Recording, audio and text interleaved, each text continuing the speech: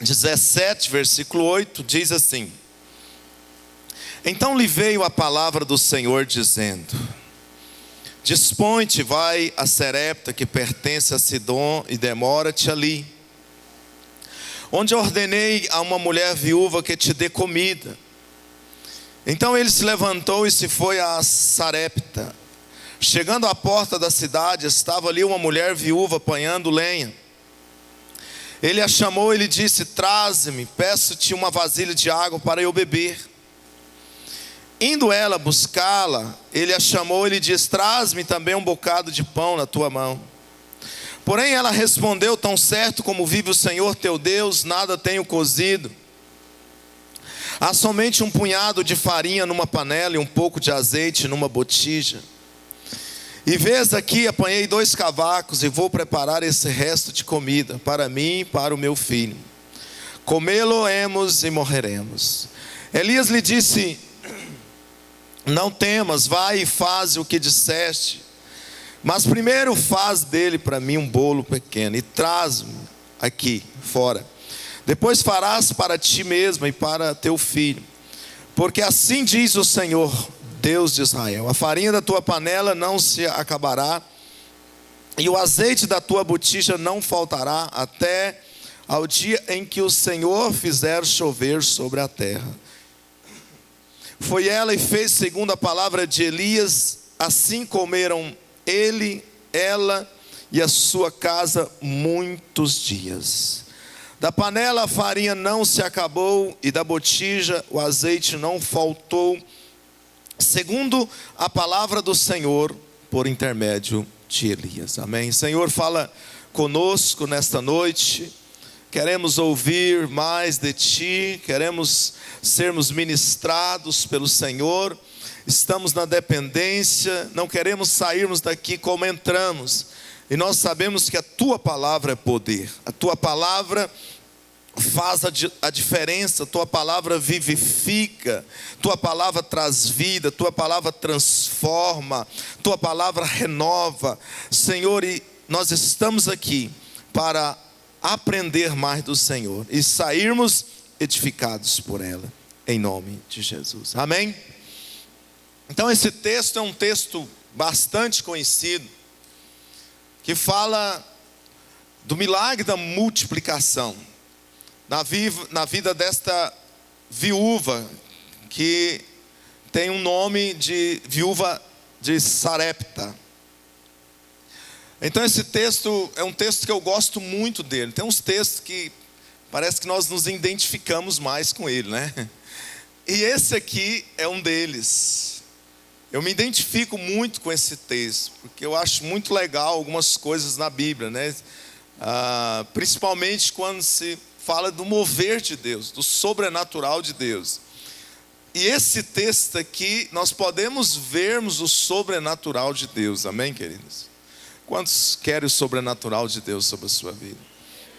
Então, no contexto, nos fala de um tempo de seca. O contexto nos fala de um tempo de escassez, porque pela palavra do profeta Elias, ele havia declarado que não cairia orvalho sobre a terra e nem chuva. Então, por um espaço de 3 anos e meio, não choveu sobre a terra, não caiu orvalho sobre a terra. E então o Senhor fala para Elias, para que ele então viesse para junto de uma fonte, porque não tinha água, uma fonte chamada Querite. E ali então Elias ficou por algum tempo junto àquela fonte.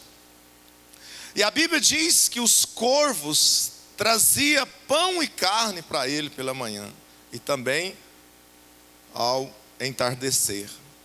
Então pela manhã os corvos traziam pão e carne para Elias. E também durante a tarde os corvos vinham e alimentavam o profeta Elias. Isso não é maravilhoso demais para você? Hã? Então veja aqui o cuidado de Deus. Veja aqui a proteção de Deus sobre a vida do profeta. Então num tempo de escassez, num tempo onde não tinha água. Elias estava junto a uma fonte, com certeza uma das únicas fontes no território de Israel. E ali ele bebia da torrente, das águas daquela fonte. E também era alimentado por Deus. Deus estava provendo sobre a vida dele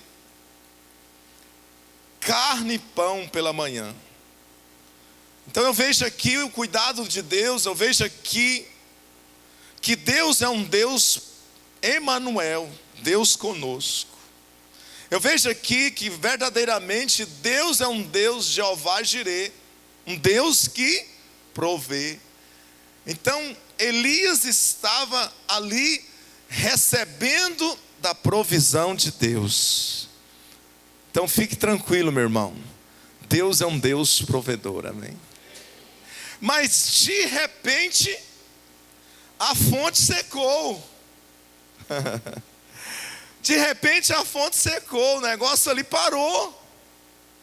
Querite não tinha mais água, não estava mais brotando água naquela fonte. Então veio a palavra do Senhor na vida do profeta e disse: olha, vai para Sarepta, porque eu ordenei ali uma mulher que te dê comida. E aqui começa a minha palavra. Então ele foi para Sarepta, e chegando ali na entrada da cidade, ele encontra uma mulher catando cavacos, catando lenha. E ele então chega para aquela mulher e ele disse: dá-me de beber. E quando ela sai para buscar água, ele diz: ei, para aí. E ela parou, e ele disse: dá-me também de comer. E a mulher viúva então disse para ele: tão certo como vive o Senhor teu Deus, não tenho nada de comer senão um pouco de farinha na panela e pouquinho de azeite na minha botija. Veja que a viúva conhecia ele. Por que eu digo que ela conhecia ele? Porque ela disse: tão certo como vive o Senhor teu Deus. Ela conhecia o profeta. E então Elias disse para ela: olha, não temas, vai e faz para mim um bolo primeiro. E a mulher foi, a viúva foi, fez um bolo, e eles comeram a família toda, e o Senhor multiplicou a farinha na panela e o azeite na botija. Aconteceu o milagre, aconteceu o sobrenatural de Deus ali naquele lugar. Algo extraordinário naquela época aconteceu. E ontem eu estava falando da nação jovem, como eu tenho desejado o sobrenatural de Deus, como eu tenho almejado romper com o natural, como eu tenho desejado romper com essa esfera terrena que muitas vezes tenta nos prender, como eu tenho buscado romper com a barreira do natural e entrar no sobrenatural do Senhor. Eu não sei você, mas eu sou um dos que acredito no sobrenatural de Deus, no milagre da multiplicação, no milagre da transformação, no milagre da libertação. Eu creio que nós podemos sermos libertos dos vícios. Eu creio que Deus pode transformar famílias, que Deus pode mudar histórias. Eu creio, eu sou um dos que creem. E aqui a gente vê esse acontecimento tão maravilhoso. E eu aqui aprendo algumas coisas com esse texto. No versículo 16, para mim, está a chave do nascedouro, do início, de onde começou tudo. Porque foi liberada uma palavra. O profeta diz: segundo a palavra do Senhor, por intermédio de Elias. O texto diz que foi segundo a palavra do Senhor, por intermédio do profeta Elias. Então a primeira coisa que eu aprendo aqui, que há poder na palavra liberada. Há poder nas nossas palavras. A Bíblia diz que a morte e a vida estão no poder da língua. Então nós podemos nesses dias profetizar vida. Nós podemos nesses dias mudar situações com as nossas palavras. A palavra liberada com fé, ela muda ambiente, ela muda situações. Precisamos liberar a palavra nesses dias, precisamos mudar o nosso vocabulário nesses dias. Como nós somos sugestivos a sermos negativos, a olharmos mais para a parte que não está dando certo. Temos tantas coisas para olhar, tantas maravilhas, tantas bênçãos que o Senhor tem feito, e muitas vezes nós abrimos a nossa boca para falar daquilo que não está dando certo. Precisamos mudar o nosso vocabulário nesses dias. Oh, meu querido, olha aqui para mim, diante das circunstâncias, diante dos desafios na sua vida, libere a palavra do Senhor. Libere a palavra. Vai dar certo. Deus pode mudar esta situação. Deus existe. Deus é maior do que essa situação. Se Deus é por nós, então quem será contra nós? Então quem será contra você? Ninguém será. Há poder na palavra liberada. Ela é viva, ela é eficaz, ela não volta vazia. Precisamos liberar a palavra com fé nesses dias. Ezequiel 37, nós temos um grande exemplo. Ele foi levado pelo Espírito do Senhor, e ele então deu voltas em volta daquele vale, e de repente o Senhor diz: pode reviver estes ossos? E para mim a resposta dele foi tudo. Ele disse: tu sabes, Senhor.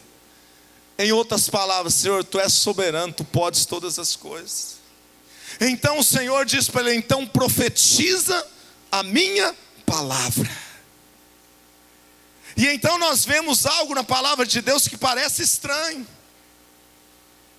O profeta diz assim: ossos secos, ouve a palavra do Senhor.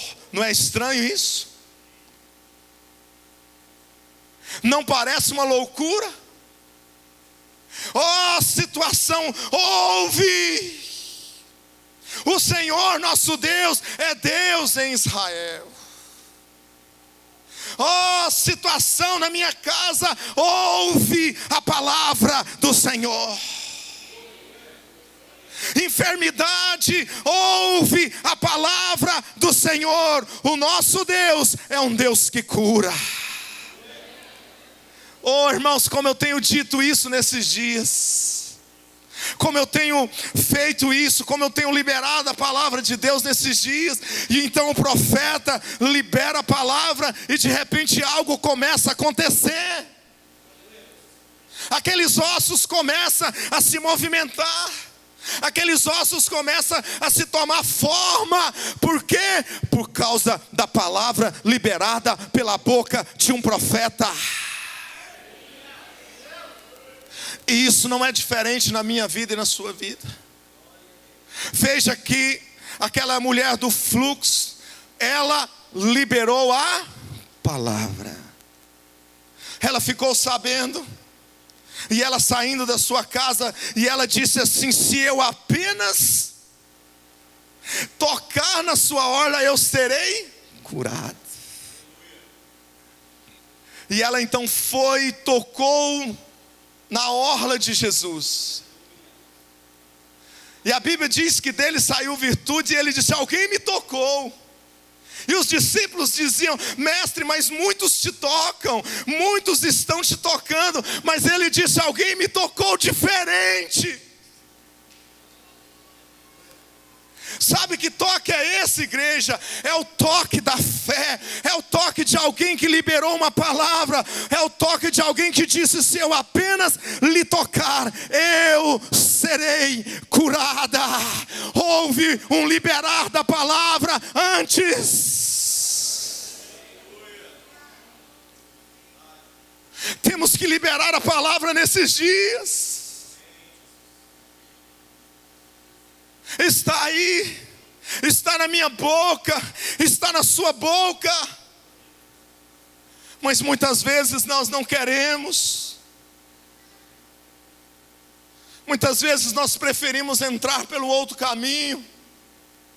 Muitas vezes nós preferimos dizer que está difícil. Muitas vezes nós preferimos ficarmos passivos. Muitas vezes nós preferimos nos calarmos. E a palavra do Senhor diz: eu criei, por isso é que eu falei.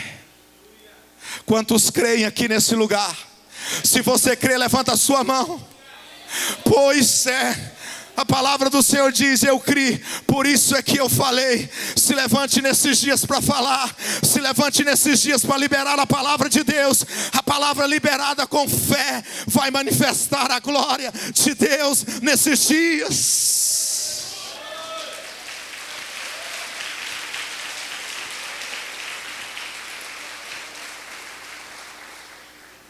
Libere a palavra. Elias já estava acostumado. Que ousadia desse profeta, que às vezes nós não compreendemos a sua primeira declaração. Ele disse: sobre a minha palavra não vai chover. Uai, e aí, os teólogos? Ele disse: não vai chover segundo a minha palavra, e não choveu. Porque Deus honra a palavra liberada pela boca de um homem de Deus. Oh, irmãos, como nós somos suscetíveis. Essa semana eu tive que fazer uma correria. Eu fui lá no meu pai. Lá, tão longe. Lá, muito longe. E aí nós fomos olhar uma terra lá no final do mundo. Lá no Lago do Paranaíba, lá no Lago São Marcos, lá depois de 3 ranchos, lá muito longe. E nós olhamos essa terra, eu falei: meu Pai do céu, que negócio é esse? Que negócio longe, não deu certo. Mas você sabe o que aconteceu na minha volta, mas o Jacimar?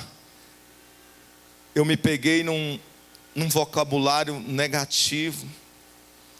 Porque ele quer comprar 3 ou 4 alqueires de terra e ele não muda de ideia. Ele é perseverante. E eu comecei então a dificultar a situação. Mas eu me reabilitei e disse: vai dar certo. Deus não levanta de cá, mas Ele levanta de cá. Não dá certo de cá, mas dá certo de cá, porque Deus é Deus que faz. Entende? Então muitas vezes nós entramos por esse caminho, nós caminhamos para esse vocabulário negativo, e muitas vezes nós estamos acrescendo uma situação, nós estamos crescendo um problema. Então olha aqui para mim, libera a palavra nesses dias. Libera a palavra sobre a sua casa. Libera a palavra sobre a sua família. Se levante. Libera a palavra sobre o seu ministério. Vai ser uma bênção. Vai romper. Vai crescer. Porque o ministério não é meu, é do Senhor. O chamado não é seu, é de Deus. Então se é de Deus, é Ele mesmo que vai nos capacitar para que tal coisa possa acontecer. Nós estamos em um ano onde nós estamos crendo na multiplicação de muitas células, nos encontros por geração, porque vamos influenciar muita gente. muitos vão estar trabalhando. Qual tem sido a nossa resposta para esse desafio? Temos dito que não vai dar certo, temos dificultado as coisas, ou nós temos acreditado, ou nós temos declarado: vai ser uma bênção, a minha célula é uma bênção, a minha célula vai crescer, a minha célula vai romper. Saindo da minha casa, eu estou dizendo: a nossa célula, ela vai se multiplicar esse ano, muitas vidas vão se chegar, muitas vidas vão conhecer Jesus, porque o Senhor está nesse negócio.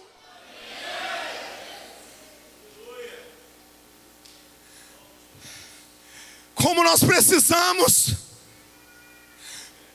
A minha célula é uma bênção. Meu irmão pode talvez até estar passando por um momento difícil na sua célula, mas declare. Diga: minha célula é uma bênção, o meu líder é uma bênção, o meu discipulador é uma bênção. Meu irmão, a palavra liberada traz transformação. Olha aqui para mim, você vai ver as coisas mudar, você vai ver as coisas ficar diferente, porque palavra liberada é poder de Deus, é mudança, é transformação, é vida. Você pode dar um glória a Deus aí? Libere a palavra. Sai da sua casa dizendo nos domingos: se eu apenas tocar, esse culto não vai ser o mesmo. Esse culto vai acontecer algo na minha vida. E você vai ver que vai acontecer mesmo. Porque a atitude traz Deus para as nossas vidas. Essa semana eu liberei a palavra. A nação vai ser uma bênção. Deus vai alcançar os nossos jovens. Deus vai fazer. Vai ser um avivamento a nação jovem.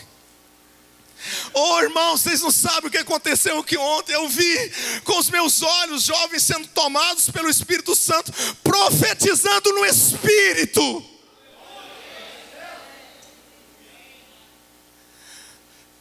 Sendo tomado. Eu falei: esse negócio dá certo. Eu falei: esse negócio é bom. Libera a palavra nesses dias. Libere a palavra nesses dias e você verá o sobrenatural de Deus. Eu creio no sobrenatural de Deus. Se você crê, dê um glória a Deus aí nessa noite. Segunda coisa que eu aprendo nesse texto está no versículo 12. Eu aprendo que o pouco pode ser transformado em muito. O pouco nas nossas mãos pode continuar sendo pouco, mas o pouco entregue ao Senhor, um pouco abençoado, um pouco ungido, pode ser transformado em muito.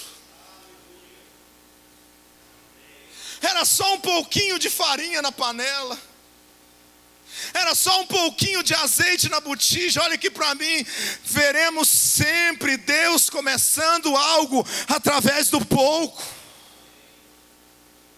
Deus é um Deus que multiplica o pouco no muito. E muitas vezes nós temos dificuldade com pouco. Mas olha aqui, seja fiel naquilo que o Senhor tem colocado nas suas mãos. Seja fiel no seu trabalho. Seja fiel na sua célula. Seja fiel com o seu salário. Eu estou falando de pegar e glorificar o Senhor. Eu estou falando de você pegar e dizer: glória a Deus, Deus é bom. Eu já posso ver o muito de Deus aqui.